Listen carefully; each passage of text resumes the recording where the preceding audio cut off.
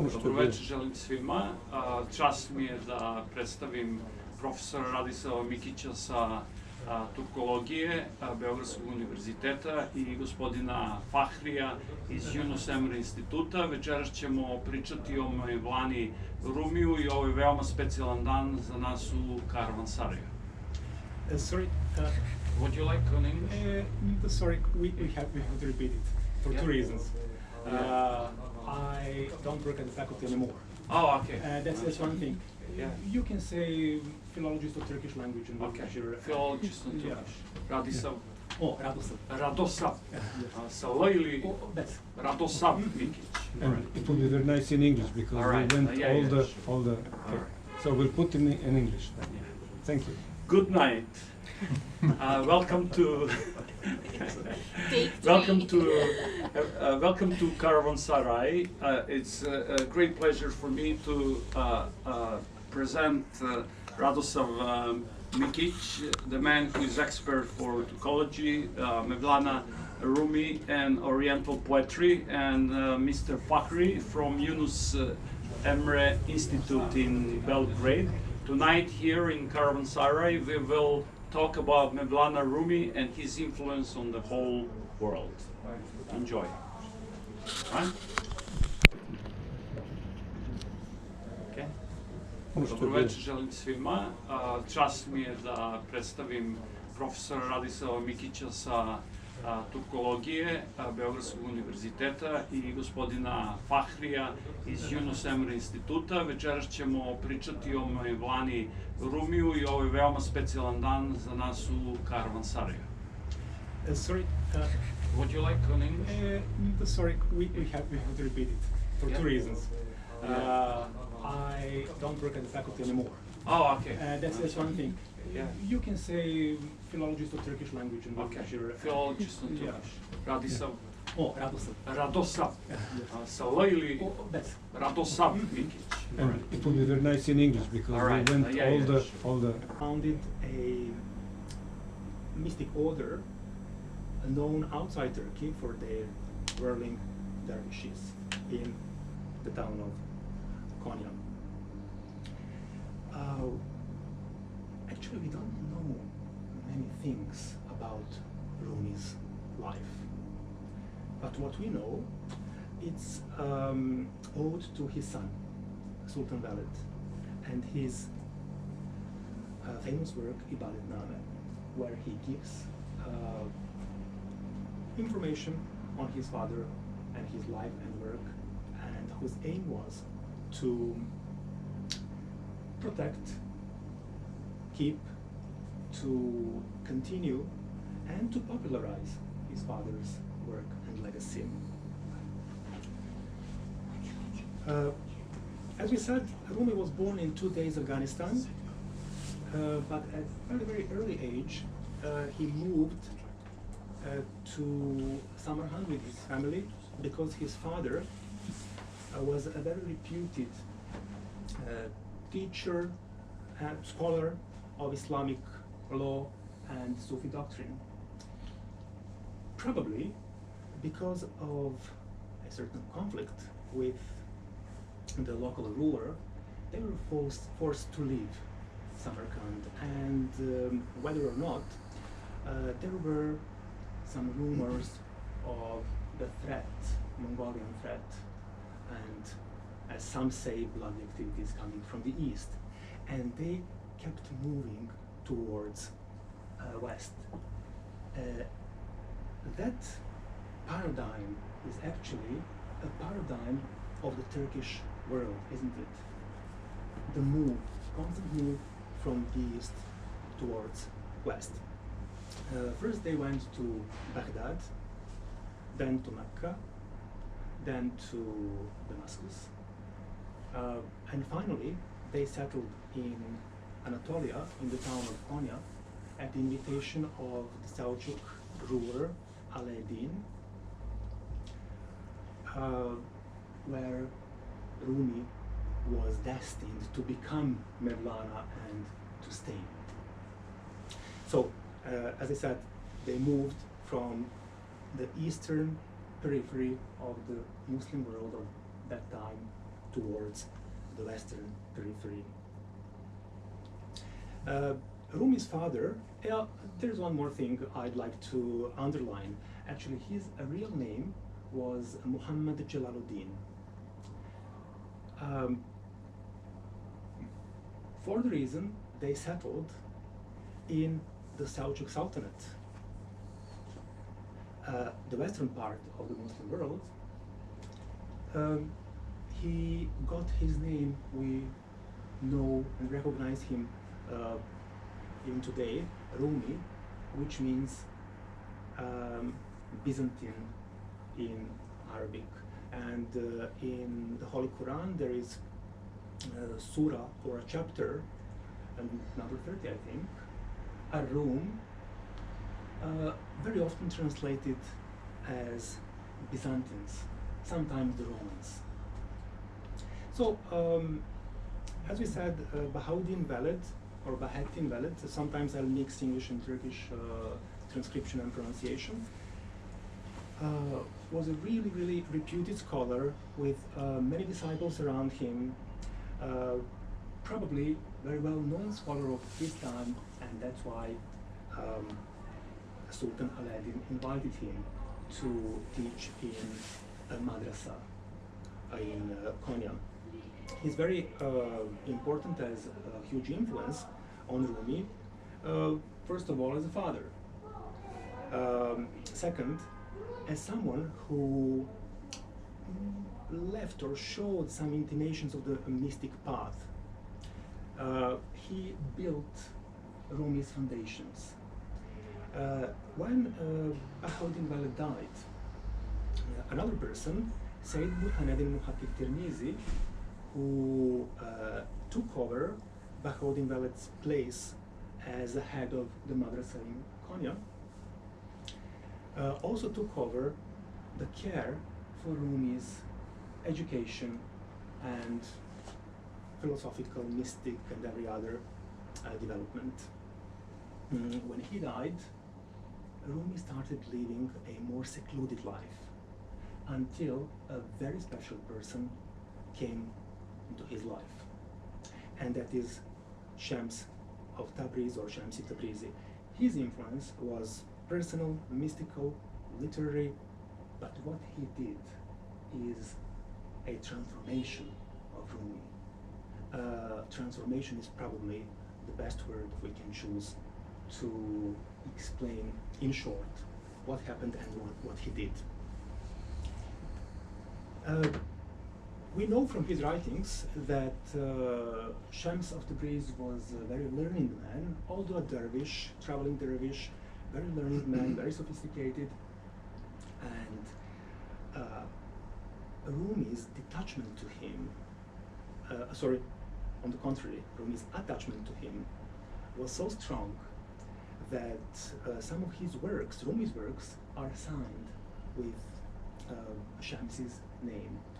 It is very difficult for us today, in the 21st century, in the 20th century, to understand that mystic communion of two men.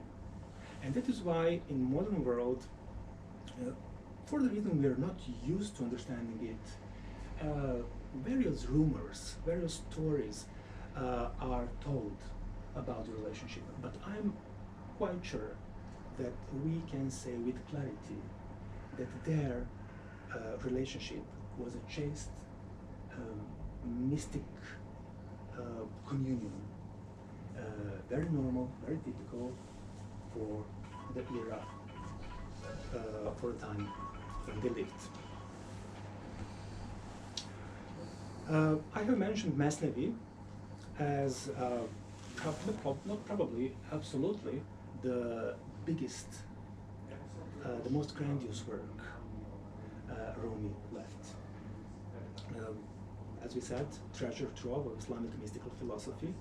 But even in 14th century, there were some rumors, sayings, some commentaries. For example, that Mesnevi is Persian Quran. That sounds a little bit blasphemic, I think. Definitely, it's not. any sort of Quran. Quran was one of the main sources for the Masnavi.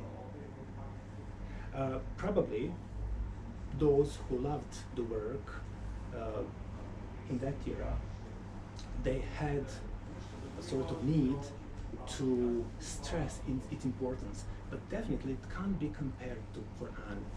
It is a religious work. It is mystical and ethical. It is based on the Islamic religion, but definitely can't be compared to Quran as a source of religion. We can say that Masnavi is inspired by Quran. We can say that some readers can understand Quran better thanks to Masnavi, but I think that's all. We can't cross the border. In comparison to Rumi's Divan, Masnavi is definitely a less, in the poetic sense, less powerful work. But its aim was not to entertain or to inspire in a moment. The aim and the base of the work is much stronger and much bigger. We have shared certain information on human influence on Rumi. I underlined his father, Tirmizi, and Shamsi. Definitely they're the most important. But on the other hand, before one starts to speak about Rumi's influences, before one starts saying anything about human influences on Rumi, and especially before making any judgment about his fidelity, religious orthodoxy, etc., one must remember that these two non-human influences were probably the most important. Quran and the Hadith tradition. Speaking about Sufis in general, even today, or maybe especially today, in the era of internet, we'll meet many people, or more than we expect, who will accuse Sufis of heterodoxy, of dispensing with the Sharia, etc., etc. Even Rumi, in his time, plays with the words. Because the idol is your face, I have become an idolater. Because the wine is from your cup, please pay attention to the capital letters in the Latin script. I've become a drunkard. In the existence of your love, I have become non-existent. This non-existence linked to you is better than all existence. This can be provoking if we are watching and analyzing only the surface. If we remain on one poem or two or three. But please pay attention to these words of Rumi. I shall be a servant of the Holy Quran as long as I am alive. These are his own words. I am the soil of the way of the Prophet Muhammad, alayhi salam, or peace be upon him. Whoever extracts these other words from these words of mine, I will be complaining about both the reporters and those words. I think that these words of Rumi are clear enough, and that his fidelity and his religious orthodoxy shouldn't be questioned. Well, when it comes to the issue of the political identity, that's actually an issue of the 19th, 20th, and 21st century. I don't think that we can talk about political identity in today's sense, applying it to Rumi's time. But I found a word or two allegedly said by Rumi. Allegedly he said that he was a Turk, although he wrote in Persian. I think that this is not exaggerated at all. He became mature as a writer, as an intellectual, as a mystic in one of the Turkish states. We can think of a Serb who lives for the United States and makes a career there. Is he a Serb? Yes, he is. But is he an American? Yes, he is. So if that person can be considered to be American, I have no doubt that Rumi can also be considered a Turk, at least in the political sense. Beyond the boundaries, of the political identity, Rumi says, come back, whatever you may be, come back. Even if you are a non-believer or an idol worshipper, the Sufi lodge is not the lodge of hopelessness. Even if you have broken your repentance 100 times, come back. The last line is particularly important for me personally. So these words are among thousands of similar that show that being a devoted Muslim, and we have no reason to doubt it, he was a universal preacher of love and coexistence. I really refrain from using the word love, talking about Rumi, because everyone starts and finishes their speeches about Rumi using the word love. But to be honest, I don't see anything wrong in that. I can't find anything wrong in that. I just try to skip it. Sometimes that's impossible. Finally, I think that Rumi's only identity is this one. He's our Mevlana. When I say our Mevlana, I mean that he is a teacher, he's a master of all of us, of the humankind, of, let me be a little bit pathetic, of the universe. And this should have been the end of the first part of our conversation, but somehow I simply had to drag your attention to social media.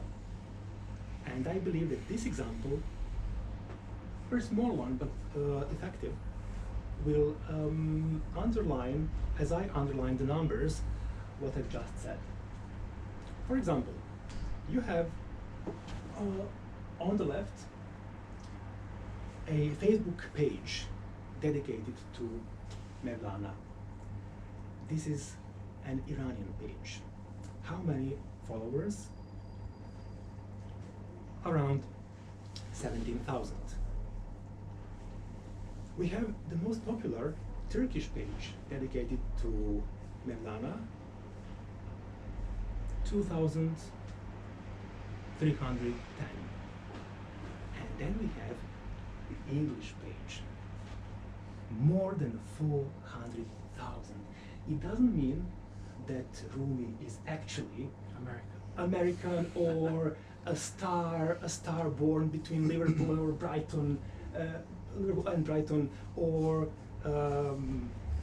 favorite or strongest inspiration of the rugby teams in Australia or New Zealand.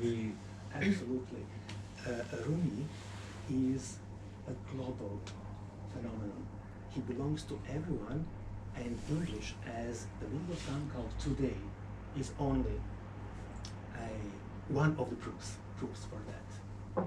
And before we continue conversation, before we hear some more valuable information, I believe, from my Hoxha, I will use this opportunity to publicly greet a great colleague of mine, Petar Janočković, and believe me, you who don't know Petar personally, I'm ashamed speaking about Mevlana in his presence.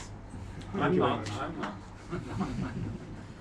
Thank you, you're so kind. These are very kind words. Thank you. That's true. Too generous. Too generous.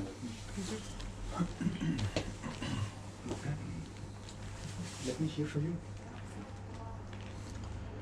So, thank you for the nice presentation. I'm interested when we speak about the counterculture in the 60s. It is said that there are, generally speaking, two pillars of the counterculture. There are students on one side, and they wanted social and political change, and on the other side we have hippies and beatniks who wanted something like cultural change. So in opposition to this conservative Christianity of their parents, they turned to Eastern religions. So I'm interested because you said that Rumi is like an ocean, which aspects of his thought were influential on the hippie counterculture and why? Well, first of all, your question is based on the US and the 20th century. Personally, I'm so far away both from the US and the 20th century. Intellectually and spiritually, I belong to the East, and well, you consider me to be 500 years old. 20th century is something I haven't reached yet. But I will try to, not to give an answer. I don't believe I'm able to give an answer, but maybe to think together with you. Well, you mentioned the Christian right, Christian conservative, as probably one of the pillars of the system in the United States in the 60s, in the time of the war in Vietnam, etc., etc.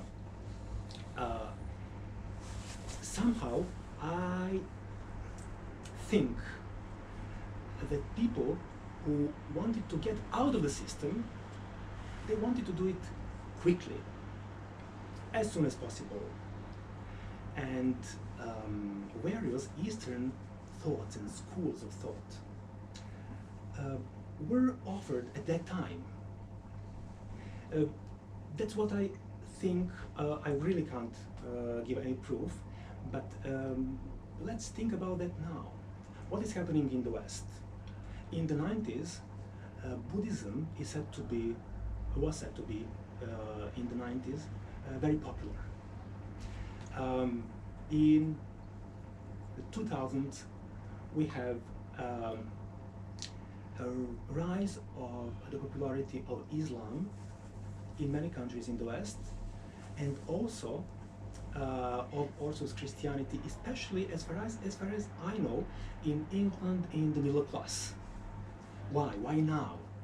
Probably because people are still looking for a certain change, and a quick change. For example, in the United States, after 9/11, conversions into Islam tripled, if I got correct data. So Eastern thoughts, various thoughts in the 60s probably offered something those people who wanted to get out of the system needed, or they thought they needed. And you know, Rumi's work, his legacy, what we called an ocean, as every other literature, very often is not analyzed as a whole. People come across something, especially nowadays. Okay, your question was based on the 60s, but people come across something. They find a nice verse, an interesting poem, a touching novel or something. They stick to it, and that piece of work sometimes directs their lives. That could be the case. For example, one of the poems, especially this one, sorry, give me a second. Yeah, this one. Well, I think that Rumi should be celebrated only based on these verses, as the Lover's Day, what is called Valentine's. Saint Valentine's Day. Yeah. In comparison to Rumi, with all respect to Saint Valentine, It's nothing. thank you. Yeah. I'm not ashamed to say that. Yeah. That's it. I'm sorry I didn't give a. No, an thank answer. you. That's very nice. May I add something to your thoughts?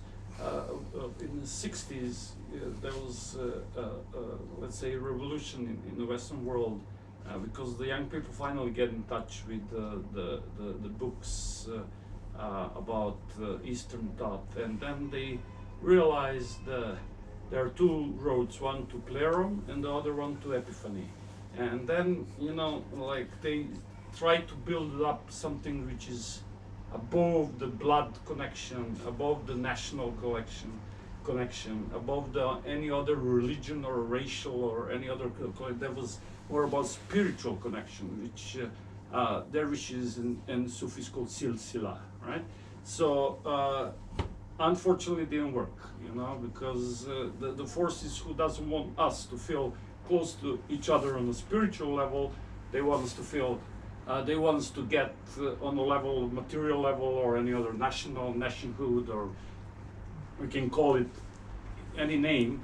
But obviously, this one it doesn't work for them. Why? That's a different question. We can, you know, ask some sociologists and some. Probably. You know, so just to add.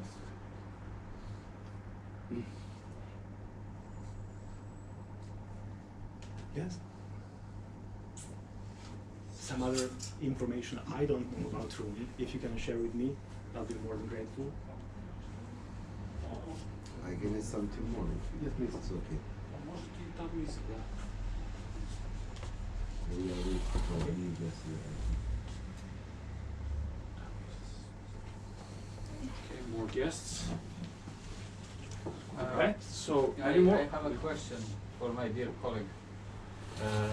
Do you think that if Mevlana was alive today, would he ever consider these categories of being Persian or being Turk or being Arab?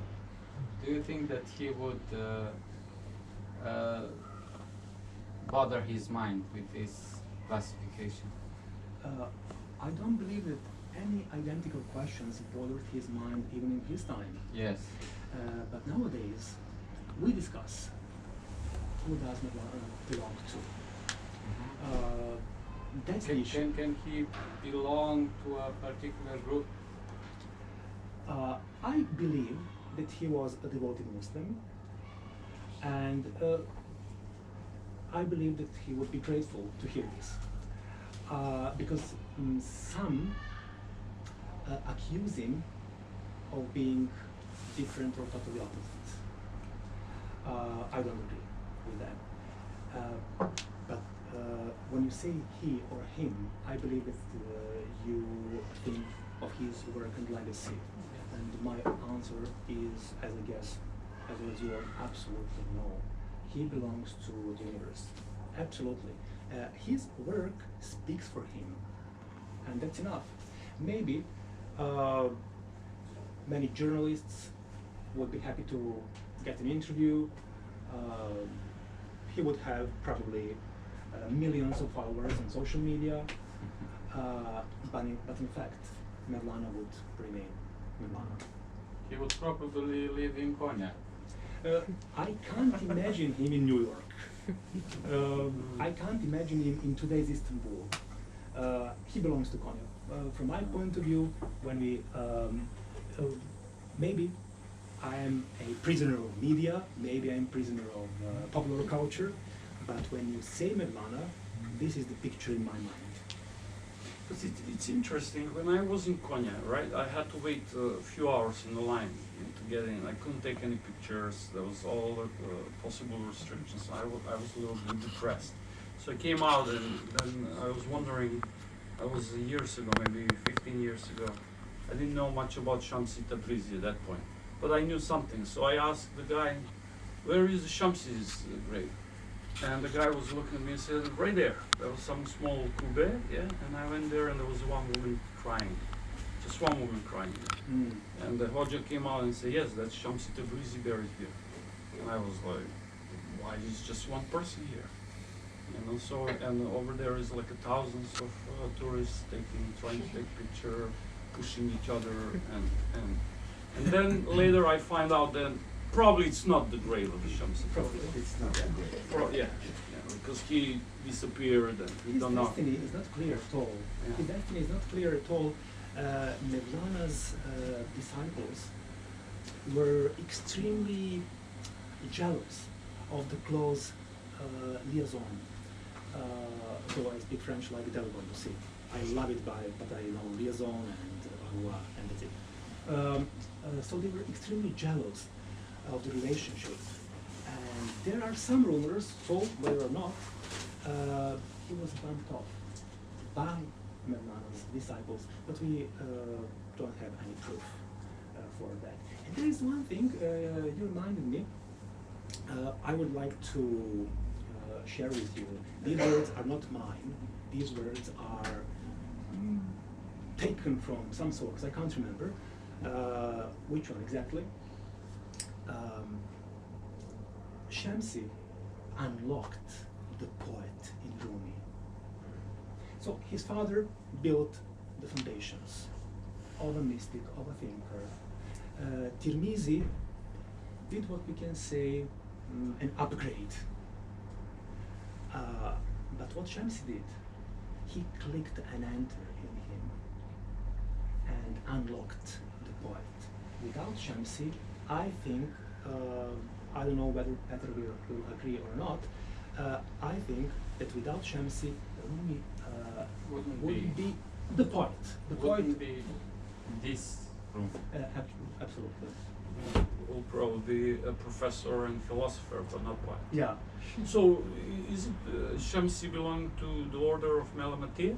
Those wandering dervishes who are hiding and doing good and doesn't want to take credits for it?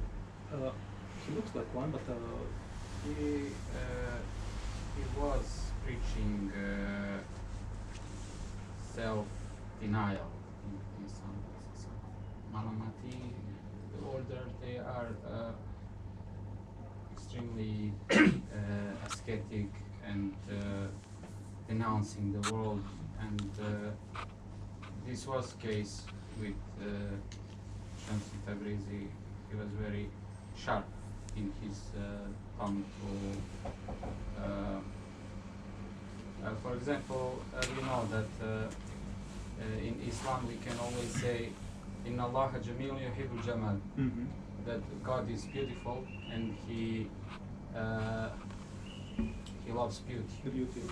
So there were some dervishes that were enjoying the beauties of wealth and well-being, and discussing with Shamsi Tabrizi, he asked them,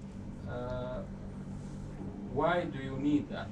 Why do you need all this wealth, all these nice clothes? And they say, this is the way I see God, because it is like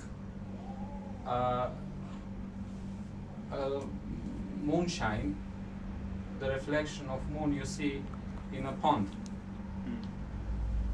And then Shamsi replied, if your neck was not so crooked, you would be able to see up and not look in the pond. So this is about Shamsi Tabrizi. There's one more saying I would like to share, if you allow me. It's said that before Shams came into his life, Rumi was raw. When Shamsi came, he became cooked. And after the 2-year period, including the period of separation, after Shams left, or as you said, disappeared, he was burnt. I like the saying. Well, that's what they say about Kidir, the little green man who comes to help you when you're in trouble. Hizr. Kizor. Hizr. Kizor. Uh-huh. Kizor. So he's so he was probably coming from that kind of family, just showing up and disappearing and showing up again. Because apparently Rumi went to Damascus to look for him, and he'd seen him, but he wasn't sure if that him. He probably seen somebody from the same family. So, any questions, guys? Don't be shy. Anything? How nowadays we can how to explain reach these higher levels of existence, because actually everything what you said about Rumi is based, or at least these important aspects of his life are based on this human interaction, on the basis, on the upgrade level and beyond. And in the Western culture we have this concept that if you are my teacher nowadays, and my goal is that one day I become better than you. And in the Eastern cultures it is opposite. If you are my teacher nowadays, you will always be my teacher. One's general. Yes. So how can we somehow make these deeper connections with this teaching or not? Well, from my point of view, that principles you have mentioned is quite normal. I believe that everyone owes all their lives to their parents, their homelands, and their teachers, and that's it. But I'm not fully qualified to give answers to such questions, because I'm really an Eastern man. When you say Western civilization, yeah, I live in Western culture. I don't have a problem with that. I bear fruits of that. But on spiritual level, I don't really resemble those pillars of the system you have mentioned in the 60s, etc., etc. Neither them nor their offspring today. But personal beliefs are actually foundations of all of us. For example, my spiritual center is in Jerusalem. Mevlana's spiritual center was in Mecca. But what he left is something what enriches my life, gives a special flavor to my life, corrects me, makes me better when I don't know what to do with myself, and that is the base of his universality. Of his message. May I just add a small story regarding to his question, if you let me? So once I was in Kyrgyzstan, right? In on Isikul, it's beautiful over there, right? It's a big lake, it's old lake, it's 2,000 meters, and it was a camp, right? So I came with American passport, and they told them I'm American, and over there were some military guys, special military unit, pro-Russian, so they didn't like me. They said, "What this American spy is doing here?" Right? So one night we were sitting, and they told me, so they didn't speak English, they spoke Russian to me, but I had the translator. So what are you doing here? Give us some story. And I was like, then Rumi first came to me, because I felt uncomfortable. These guys were like looking at me like they're gonna beat me up, right? So I said, well, you know who is Mevlana Rumi? And they were like, of course you know who is Mevlana Rumi. What about it? I said, once Mevlana Rumi sent his pupil to pick up the flowers, and told them, like, the one who brings me the best arranged flowers will qualify to be very dear to me, right? And will have a chance to actually be higher in a hierarchy.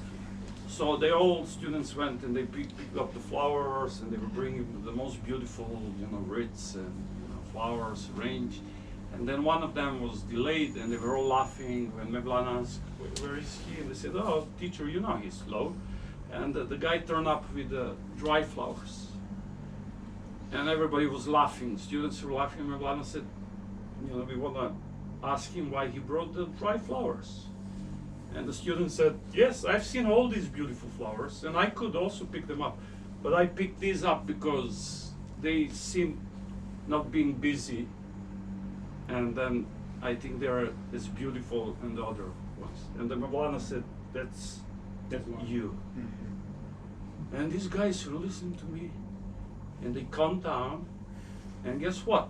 The commander brought his son, who is kind of disabled, and they were all big guys, and the son was like teeny little guy, disabled a little bit, and he said, would you spend some time with him? And I said, I'm not Mevlana, but I will spend time with him. So the Mevlana is a key to open the heart, the polish the heart, and hopefully helps if you use his poetry, use those stories from Mesnavias. It helps you working out. For me, it worked. You know, after that, they were treating me very nice. And, so that's. And when did your experience take place? In the Soviet era or later? Oh, no, that was like maybe 8 years ago. Okay. Yeah, because in Kyrgyzstan it's like. The Americans, they had a base but they were kicked out 5 years ago because the rent jumped 10 times more. That happened. I mean, that happened in 2014 when the Crimea thing started. So it was obviously influenced. The rent jump was influenced from Moscow. I don't know. You know, I don't care. For me, military people are same everywhere. You know, I just don't wanna mess with them. I like to talk to them on the level of the human being, because you know, when a military time comes, they don't have time for no Mevlana, or they just go for it. Yeah, they're trained, and but the hope is there. Like one day, you know, it's all that will melt down, and we will, like a hippie dream. You know. More questions? Yeah, I want to thank you for your personal view of Mevlana in answer to my friend's question. But my question is very simple. In which way is Rumi today accessible to general public in Turkey, in Afghanistan, in whole Muslim world? I mean, how? Through poems, few education in the school or the university, in mosques, so that's well, just in which way people can get to know better. Academic circles are definitely very important, and the Rumi studies, let's call it like that, are very well developed in Turkey, for example. But I believe that in our time, this will sound blasphemic, I know, but I believe it's true. English language and social media do the biggest job. In Turkey, you can visit Konya. You can read in Turkish. Okay, translations, but good translations. You can feel the atmosphere. In Iran, probably the best. Better knows better. But you know, on the global scale, English language and social media for the 80%, that is my rough. 80%? Wow. Very rough, you know, you can say 60, 70, but for a huge mass of people, social media and English language nowadays. Okay, so that's for non-Muslim and non... Actually, also for Muslims. Think of the Muslims in the Arab world. Am I right? Yes. In Iran, for example, Masnavi and Ma'navi, the work of Mevlana is obligatory to read in whoever studies literature. It is so-called the Bible of Islamic mysticism. Okay. So and it is very, you know, Mevlana is a household name, to say it in English. Everyone has a copy of Masnavi and Ma'navi in their homes. So people start reading and listening about Mevlana very from early age of their childhood, and it goes on through their life. Correct me if I'm wrong, but my impression is that in Turkey, he is considered to be one of the old Turkish writers and thinkers, at least people who worked and left a huge works, built a huge legacy in Turkish soil. But in Iran, it looks to me like a state project of building a state identity. Am I wrong? I wouldn't agree, Okay. because if you have the Islamic Republic of Iran on your mind, it is a quite recent project, Really? and Mevlana has been rooted in Persian literature since the 14th century and earlier. So he is one of the 7 great poets. He is no less revered than Hafiz or Firdausi or Saadi. He is one of the greatest. So Let's tell people who are the 7: Jami, Saadi, Hafiz, Mevlana, okay, we have Firdausi, Firdausi, Jami, Ansari, no? no, Nizami, Nizami. Nizami Ganjavi from Azerbaijan. Yeah, well, I was in Tajikistan. They claim them all. They claim them all, and they have Ismail Samani as Zarathustra. Yeah, so they mix Zarathustra and Ismail. Zoroaster, It's all, and Ismail Samani is buried in Bukhara, which is in Uzbekistan, and Uzbeks, they say that he's ours. So everybody claims everybody. That's good. As long as we claim it from each other, smart people, then we are in a good. We're moving in the good direction. You know, when we start claiming, bad guys, then it's bad times. So there is a story, if you allow me to read, regarding these issues by Mevlana himself, but translated into English. It is prose, it's not verse. A man gave a coin to 4 different people. One of them, a Persian, said, "I want to buy some angur." Angur is grapes in Persian.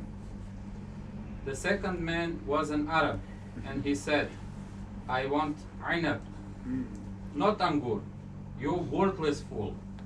But ainab is the same. Okay. You worthless fool. The third was a Turk, and he said, "This is my money, and I don't want ainab, I want uzum." And the fourth, a Greek, shouted, "Shut up, all of you, I want Israfil." You presume it is grapes word. in Greek. In their madness, the 4 started to argue and hit each other because they didn't know the hidden meaning of names. They battered each other with their fists because they were empty of true knowledge and filled with ignorance. If an authentic mystic master, proficient in many languages, had been there, they would have been pacified. He would have said, "I can give you everything you want with this one coin. If you give me your heart sincerely and without dissimulation, this one coin will accomplish all you want. Your one coin will become 4. Your enemies will become one heart. All you say only produces struggle and separation. What I tell you brings harmony. So be quiet now, so I can talk for you." nice. So The final words, maybe. I can. Yeah, fuck Yeah, it, please. it's Sorry, okay. sorry.